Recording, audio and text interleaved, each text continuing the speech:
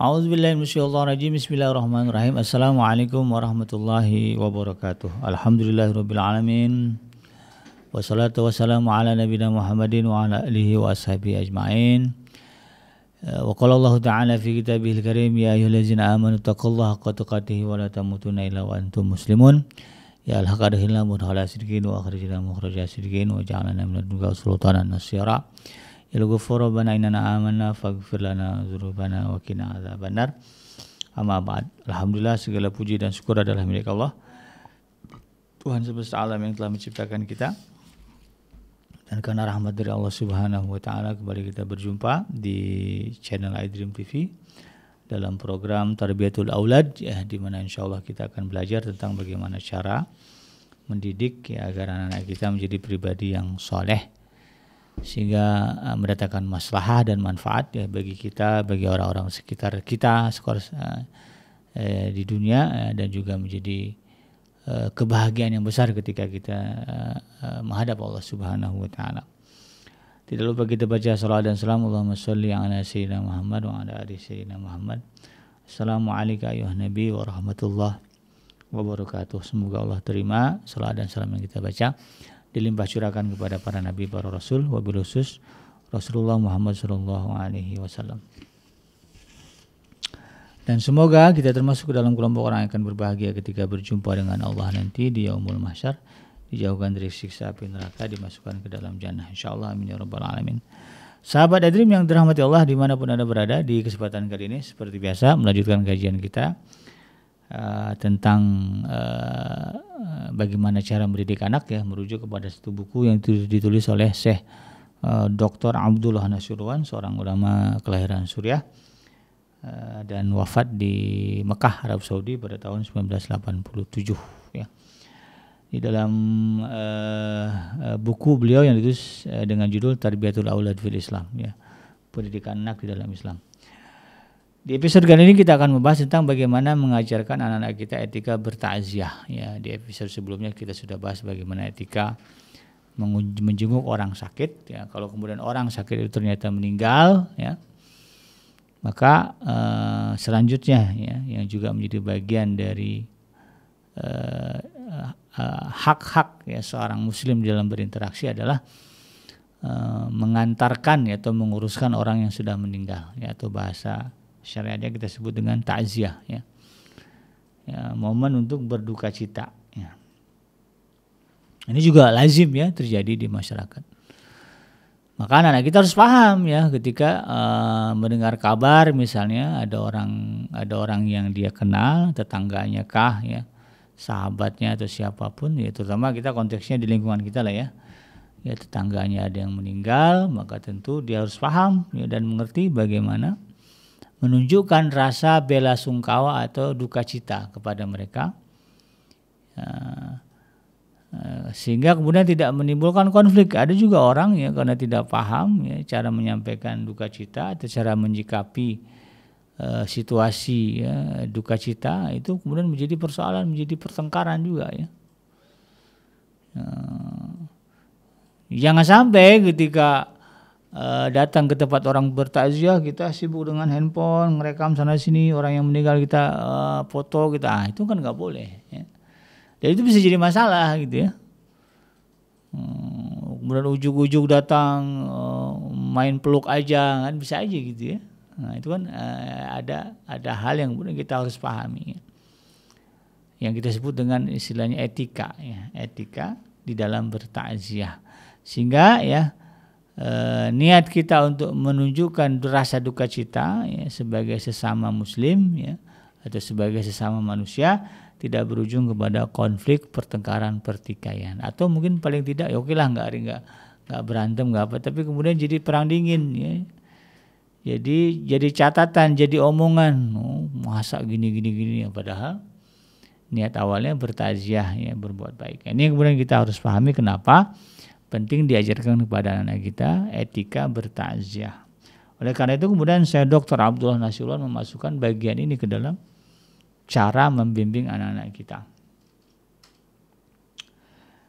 Sebagai dasar, ya, kenapa kemudian, ya, kita harus paham, ya, tentang takziah ini, ya, atau ikut berduka cita ya kepada peristiwa atau musibah yang menimpa sesama muslim.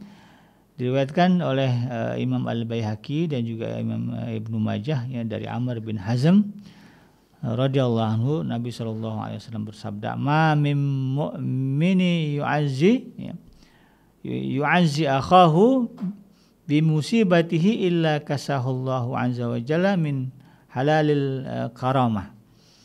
Tidaklah seorang mukmin yang bertakziah kepada saudaranya atas musibah yang menimpanya, kecuali Allah akan memakaikan kepadanya pakaian kemuliaan. Jadi ya, menurut hadis ini ya, bahwa bertakziah ini dalam rangka ya juga ya meningkatkan kemuliaan diri kita di hadapan Allah Subhanahu wa taala. Ya. Kan kalimatnya inna akramakum indallahi atqakum, ya, yang paling mulia di sisi Allah adalah yang paling bertakwa. Nah, salah satu bentuk takwa ini adalah itu jadi ya, ketika mendengar kabar ya tetangga kita, kerabat kita, saudara kita ya meninggal ya, anaknya atau siapa itu, lalu kemudian kita bertakziah. Ya. Dalam hadis lainnya juga disebutkan ya, kalau di hadisnya tadi disebutkan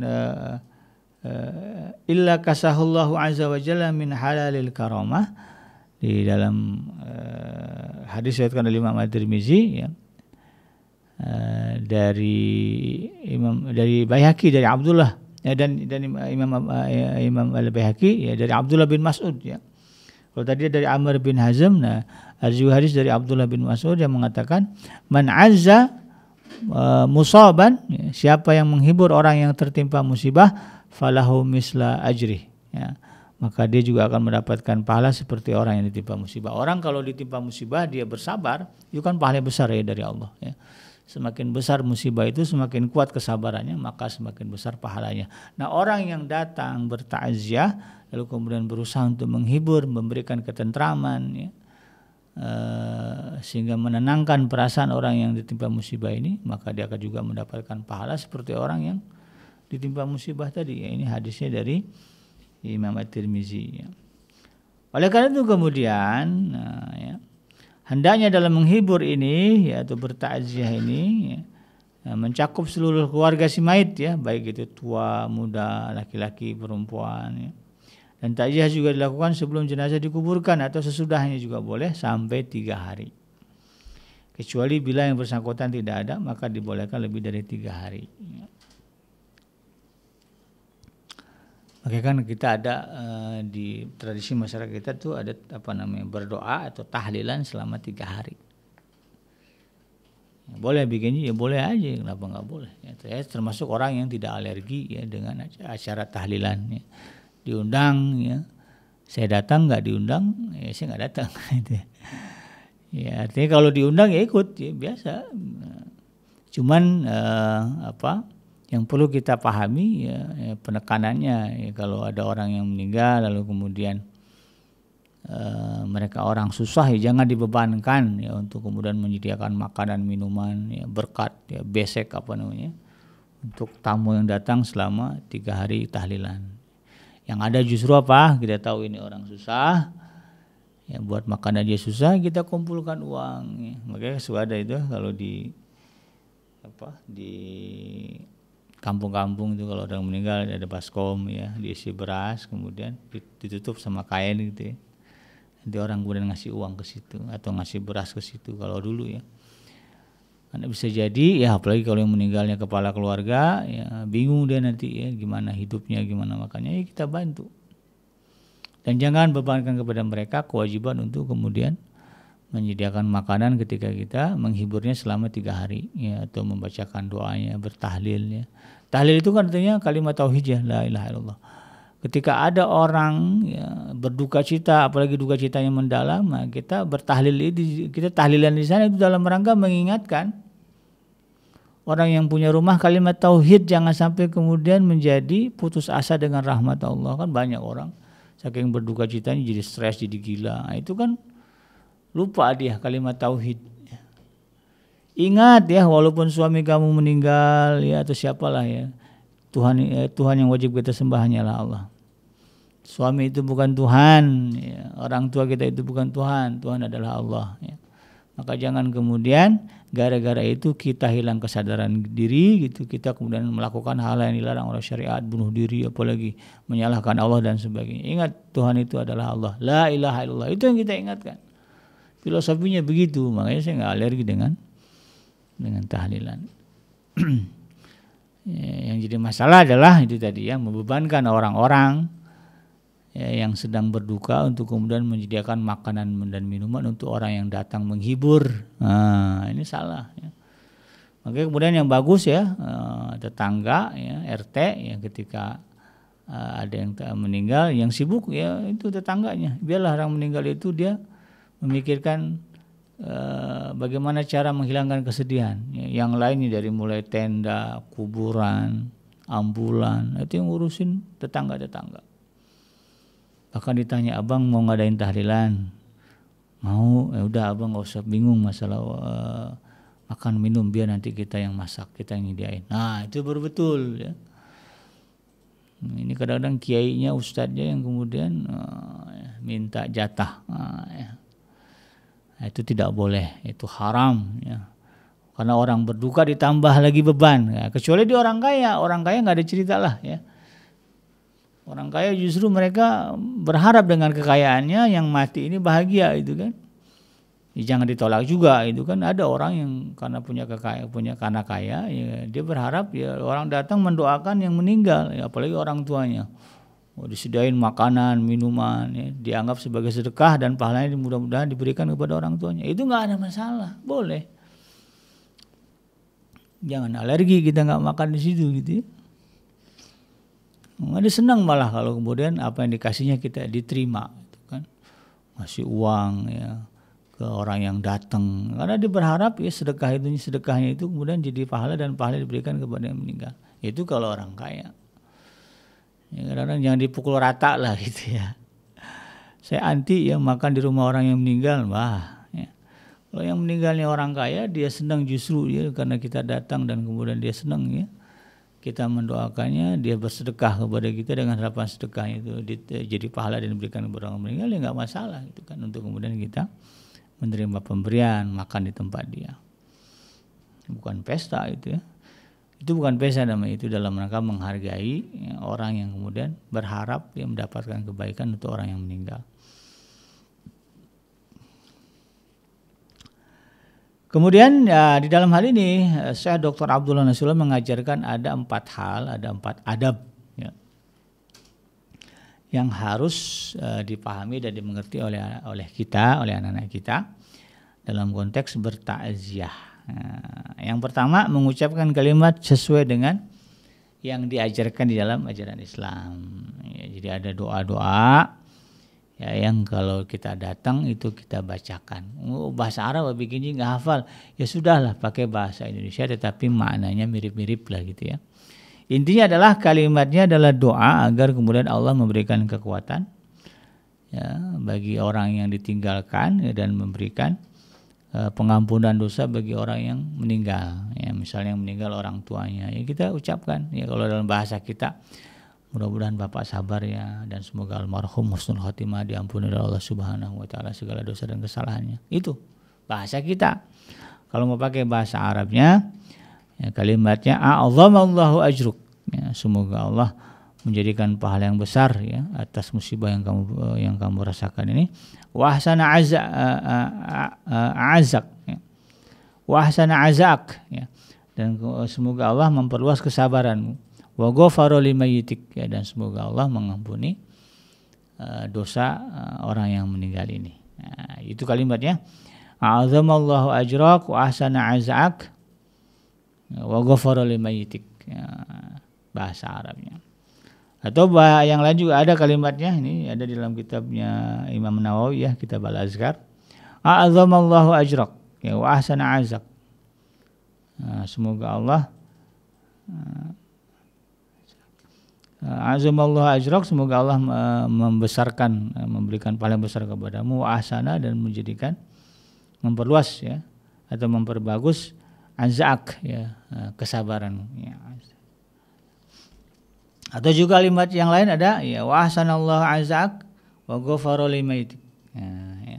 Semoga Allah memperluas kesabaranmu dan mengampuni dosa mayit. Jadi intinya adalah kalimat doa untuk orang yang ditinggalkan dan untuk orang yang meninggal. Ya. Kalau yang untuk orang meninggal ya semoga Allah mengampuni dosa-dosanya, diterima iman Islam, ya kan ada begitu kalimatnya. Kalau ada orang Sunda kadang-kadang begitu kan. Husnul khatimah ya doa seperti itu. Kemudian untuk orang yang ditinggalkan semoga Allah memperluas, memperbagus kesabaranmu. Ya. Itu doanya. Ini harus paham ya. Kemudian ajarkan juga anak-anak kita apa? Adab yang kedua adalah disunahkan membuat makanan untuk keluarga yang ditinggalkan. Nah, ini tadi yang saya katakan, kalau yang ditinggalkan ini orang susah atau meninggal kepala keluarga, nah kita para tetangga yang datang bertakziah jangan tangan kosong, tapi nenteng lah ya. Ya, makanan lah atau minuman, bawa air gelas ya, air mineral ya, sekardus 2 kardus taruh di depan sehingga kalau yang datang mau minum ada air minum gitu kan. Dan kita kalau datang kehausan gak usah nyibuk-nyibuk minta minum sama yang punya rumah. Jangan jadi omongan mau minum aja nggak bisa, jangan ya. Atau kita sibuk-sibuk dengan makanan minuman ya yang disediakan oleh tuan rumah, ya, jangan sibuk menyibukkan dengan itu ya. Ya, karena momennya adalah berduka. Nah, jadi disunahkan untuk kemudian membawa makanan atau minuman untuk keluarga yang tinggalkan ya. Dalam konteks kita hari ini mungkin ya bisa diganti dengan uang ya, kasih uang, bawa uang diamplopin ya, kasih ke keluarga yang meninggal ini buat bantu-bantu ya, biaya penguburan misalnya ya, atau biaya-biaya tahlilan ya, atau biaya-biaya untuk keluarga nih kan adik masih kecil ya, masih perlu biaya ini. Itu niatkan ya, disunahkan seperti itu. Abu Dawud, Ibnu Majah dan Imam At-Tirmizi meriwayatkan dari Abdullah bin Ja'far Rasulullah sallallahu alaihi wasallam bersabda ya, isna'u li ali Ja'far ta'aman. Ya, buatlah makanan untuk keluarga Ja'far. Ya, fa innahu qad atahum amrun yusghiluhum ya, karena pada hari ini mereka sedang ditimpa oleh sesuatu yang membuat mereka sibuk atau sedih ya. Ya, ketika Sayyidina Sayyidina Ja'far bin Abi Thalib meninggal ya dalam peperangan syahid, itu Sayyidina Ja'far itu meninggal dalam kondisi tangan kita anggarnya itu putus, bahkan kalau ada satu riwayat pahanya juga putus ya, karena ketika dia megang panji ditebas tangan kanan, kemudian disambut pakai tangan kiri ditebas lagi, kemudian beliau jatuh dihimpit itu ya panji bendera la ilaha illallah itu dengan pahanya, kemudian musuh datang ditebas ya pahanya. Itu pamannya Nabi Muhammad SAW, Ja'far bin Abdul Muthalib ya. Maka dalam hal ini ulama sepakat bahwa makruh bagi keluarga yang sedang berduka itu membuat makanan untuk orang yang bertakziah. Nah, ada yang mengatakan demikian. Jadi ya memang orang yang bertakziah juga orang nggak kepikiran mau nyediain apa. Maka kita yang orang yang sedang berduka cita, yang sedang meninggal, nggak kepikiran mau bikin apa, mau nyiapin apa. Maka kita ya yang datang kemudian bawa makanan, bawa sesuatu untuk dihidangkan. Ya, membuat makanan dan menghidangkan kepada para dalam acara takziah yang dilakukan ya, sebagaimana manusia pada hari ini merupakan perbuatan yang tidak dibenarkan syariat, dalam artian begini ya, itu tadi ya ketika ketika kita berduka lalu kemudian kita ya, minta ya kepada yang punya rumah untuk menyediakan itu nggak boleh. Ya. Saya Dr. Abdullah Sulaiman mengatakan itu bid'ah ya. Yang ada kita yang kemudian datang membawa makanan untuk dihidangkan kepada para tetamu. Kalau di orang kaya BKJ ada bagiannya nggak ada masalah, sama aja boleh gitu kan. Jadi jangan dipukul rata juga itu. Ya, orang kaya kadang-kadang kan punya asisten ya, tahu dia nih kamu siapkan semua, saya nggak mau tahu nih uang. Beli ini beli itu, nah, nanti dia ngatur. Ya boleh lah. Untuk kemudian kita makan, ya, untuk kita terima, untuk kita lakukan. Ya. Kemudian Yang ketiga adabnya adalah menunjukkan bela sungkawa kepada orang yang tertimpa musibah. Ini tentu lazim ya. Kita nampakkan bahwa kita juga bersedih. Ya, apalagi kalau memang yang meninggalnya kita rasakan betul-betul orang baik. Tahu kita. Tapi kalaupun kita tidak kenal, ya tetap kita tunjukkan bahwa kita turut berduka cita atas meninggalnya almarhum gitu atau almarhumah. Maka oleh karena itu ya diminimalkan ya gestur-gestur, mimik-mimik yang kemudian seolah-olah kita bergembira. Nah, jadi nggak boleh kemudian ada senyuman, tertawaan, candaan gitu kan di tempat orang yang sedang berduka cita. Ini anak-anak kita harus paham ya. Tegur kalau kemudian dia cekikikan, nggak boleh ya. Senyum saja tidak pada tempatnya ya ketika kita berada di tengah-tengah ya, orang yang sedang berduka. Nah, gitu ya. Nanti takutnya dianggap apa? Bersukacita atas wafatnya orang yang meninggal. Oh, senang ya bapak saya meninggal. Nah, itu jangan sampai terjadi seperti itu, kan? Walaupun kita tahu ini orang yang meninggal orangnya kurang baik gitu kan, preman dan sebagainya. Ya tetap saja kita tunjukkan kita berduka cita. Abu Daud dan Imam An-Nasai meriwayatkan dari hadis yang panjang dari Abdullah bin Amr bin As. Dalam hadis tersebut dikatakan bahwa Rasulullah berkata kepada Fatimah, "Wahai Fatimah, apa yang menyebabkan engkau keluar?" Fatimah menjawab, "Saya mendatangi keluarga yang ditinggal meninggal. Lalu saya mengucapkan doa agar si mayit mendapatkan rahmat kepada mereka atau menghibur mereka." Sayyidah Fatimah melakukan itu karena memang diajarkan oleh Rasulullah SAW. Jadi perempuan juga boleh bertakziah, yang datang menunjukkan duka cita. Dan yang terakhir, adab yang keempat adalah menasihati mereka ya, keluarga, maksudnya keluarga yang sedang ditinggal, sedang kena musibah, ketika memang terlihat melakukan kemungkaran ya. Ya misalnya bakar kemenyan gitu ya, atau apalah yang kira-kira berkaitan dengan hal-hal yang tidak diajarkan syariat gitu kan, dinasihati ya. Misalnya ada jimat-jimat gitu ya di badannya si mayit ya. Ada itu ya, kita nasihat, bang itu jimatnya buka dah ya, jangan dibiarin di badan dia, itu kan. Nanti dia susah gitu. Jadi ini konteksnya seperti itu ya. Kalau memang kita melihat kemunkaran ya, yang terjadi ya, di dalam tempat bertakziah ini ya, kita nasihati gitu kan ya. Ada, saya pernah melihat ya tempat orang yang bertakziah ini, ketika kita datang ke rumahnya itu dia tutupin semua foto-foto ya, yang ada di ruang tamunya pakai kain. Nah, jadi orang yang datang nggak konsen ya, nggak ngelihat itu. Kadang-kadang kan ada foto-foto keluarga ya yang hanya boleh dilihat oleh keluarga, dipindahkan ribet gitu, ditutup aja sama dia makanya. Nah ini bagus ya, mungkin ada yang mengingatkan ini tutup-tutup ini gini, nah itu bagus ya. Jadi mengingatkan keluarga kalau memang itu adalah sebuah kemunkaran. Ya, kadang-kadang ada ya, karena awam ya, praktek-praktek ya, hal-hal yang menyimpang dari ajaran syariat yang terjadi ya, ketika acara takziah ya, atau ketika berlangsungnya momen takziah. Ini kemudian kita juga dibolehkan ya, untuk kemudian memberikan peringatan. Karena ini bagian dari amar ma'ruf nahi munkar, ya wajib gitu ya. Cuma itu dengan cara yang baik, cara yang ma'ruf. Ditolak Abi Kenji nggak mau, ya sudah jangan ngotot gitu ya. Nggak boleh nih gini, ujung-ujungnya jadi berantem. Ini lagi berduka.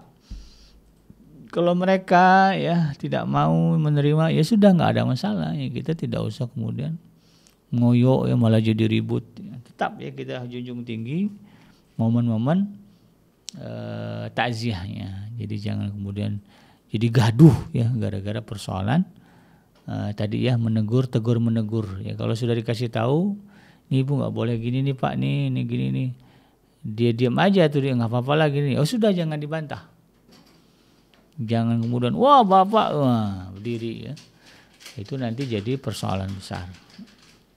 Pada hakikatnya ya, kita hanya menyampaikan saja kalau bicara dakwah ya.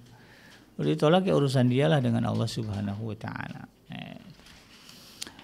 Itulah ya kurang lebih 4 adab yang harus kita ajarkan kepada anak kita ketika bertakziah Sehingga mudah-mudahan anak kita paham ya, dia nanti semakin bisa ya menyesuaikan sikap tingkah lakunya di tengah masyarakat, sehingga dia menjadi pribadi yang disukai oleh masyarakatnya. Demikian sahabat iDream yang benar datangnya dari Allah dan yang salah semata-mata lahir dari kealfaan dan juga kehilapan saya pribadi. Saya Kenji pamit undur. Subhanaka Allahumma Rabbana wa bihamdika asyhadu an la ilaha illa anta astaghfiruka wa atubu ilaik. Hasbiyallahu la ilaha illa huwa alaihi tawakkaltu wa huwa rabbul arsyil azim walhamdulillahi rabbil alamin. Wassalamualaikum warahmatullahi wabarakatuh.